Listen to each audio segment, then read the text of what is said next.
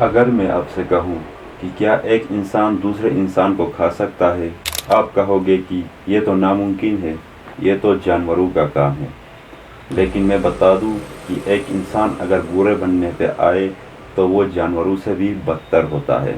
ایک لیڈی جو کہ انسانوں کو مارتا تھا، ان کے باڈی کو چھوٹے چھوٹے پیسز کر کے کھاتی تھی، وہ بھی ایک نہیں، دو نہیں، پورے 14 لوگوں کو کھایا ہے، اور اپنے ہسبینڈ کو بھی نہیں چھوڑا۔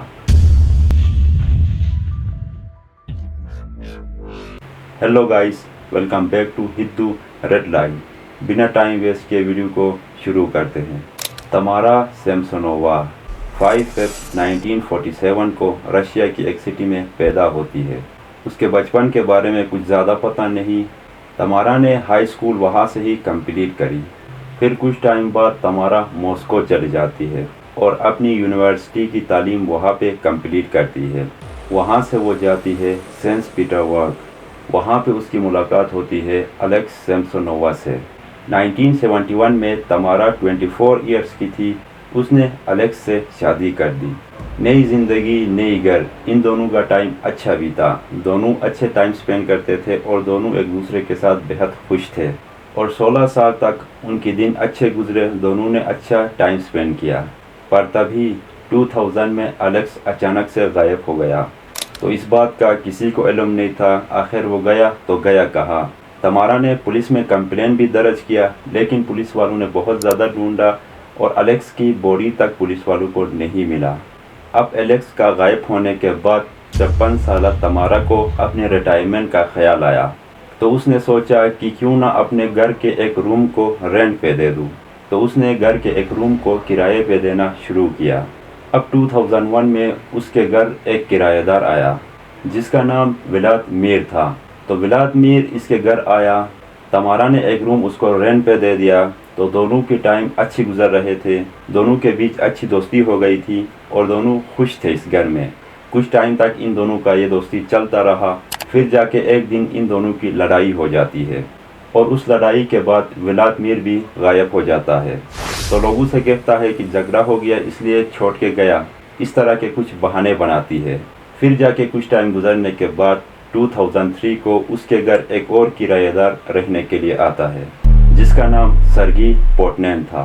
تو اس کے ساتھ بھی سیم وہی ہوا، کافی ٹائم تک وہ اس کے گھر میں رہا، دونوں کے بیچ اچھی دوستی ہو گئی۔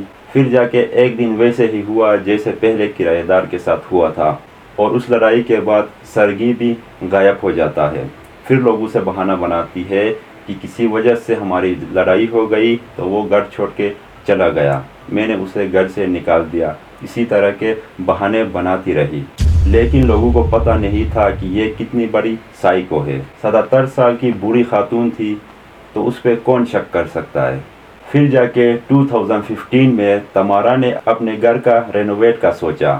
اب رینوویشن کے دوران اس کو رہنے کے لیے ایک جگہ چاہیے تھا، تو اس کے نیبر میں ہی ایک اولڈ لیڈی رہتی تھی۔ تو تمارا نے سوچا کہ اس کے ساتھ کچھ دن رہتی ہوں۔ وہ لیڈی 79 ایئر اولڈ تھی، اس کا نام ویلنٹینا تھا۔ تو تمارا وہاں گئی رہنے کے لیے۔ وہاں جانے کے بعد ان دونوں کی اچھی دوستی ہو گئی، یہ دونوں ساتھ رہنے لگے، کافی خوش تھے، ان دونوں نے کافی ٹائم ساتھ گزارا۔ تو تمارا اس کے ساتھ بہت زیادہ خوش تھی۔ تو تمارا نے یہ سوچا کہ اب میں اسی گھر میں ہی رہوں گی اور یہ گھر چھوڑ کے کبھی نہیں جاؤں گی۔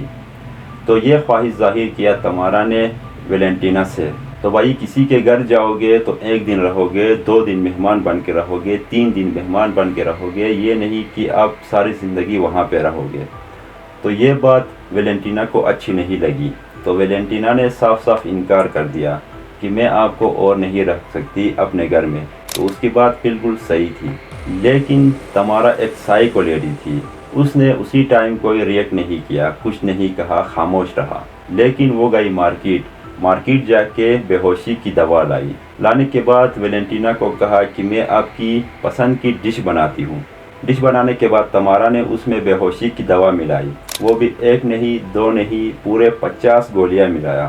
وہ لا کے ویلنٹینا کو کھلاتی ہے، تو ویلنٹینا بے ہوش ہو جاتی ہے۔ پھر تمارا چھری لاتی ہے اور چھری سے ویلنٹینا کے باڈی کو ٹکڑوں میں تقسیم کرتی ہے، چھوٹے چھوٹے پیسز کر کے انہیں پلاسٹک کے بیگ میں ڈال کے روڈ پہ پھینکتی ہے۔